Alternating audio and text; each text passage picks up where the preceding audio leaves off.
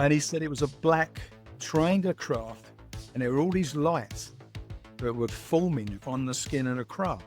And he said it was like one of those lava lamps from the 60s. The blobs of light going across it. Color.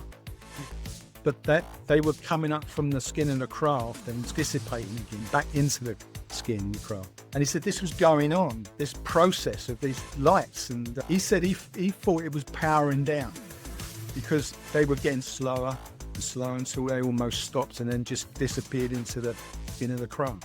These coloured lights. So then he begins his investigation of the craft. And so we can see here in this slide, this is basically what he was seeing. I think he said that he thought it was hovering maybe like a couple feet above the ground, but he did inspect it. And I think he saw that there was actually some sort of light landing gear. When I say light landing gear, like the landing gear was, in his words, like made of light. Is that correct? Yes. Yeah. This is another strange thing that he witnessed. He said that, and he investigated this thing. He spent some time going around, and we're going to go through his notes here because he took copious notes around it. But he looked under it there, and there was actually depressions, correct? Yeah, there were these three like columns of light. He said it was like large lasers, the thickness of these like columns of light. So right. It was like laser but thicker. And he said that he could see it penetrating the ground. These three kind of tripod resting, but it was resting on light, pure light.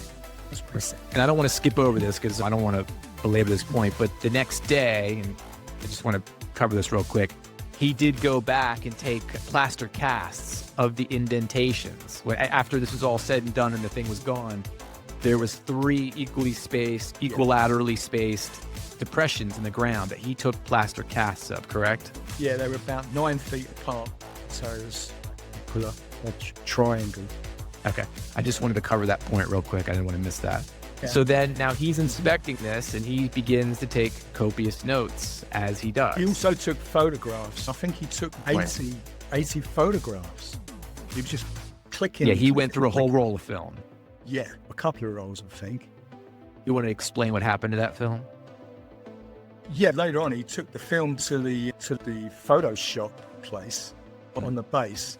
He left it with them for a few days and went back to collect photos, and they said they were all whited out. Mm-hmm. And he later discovered through talking with Monroe Nevels, who was a photographer.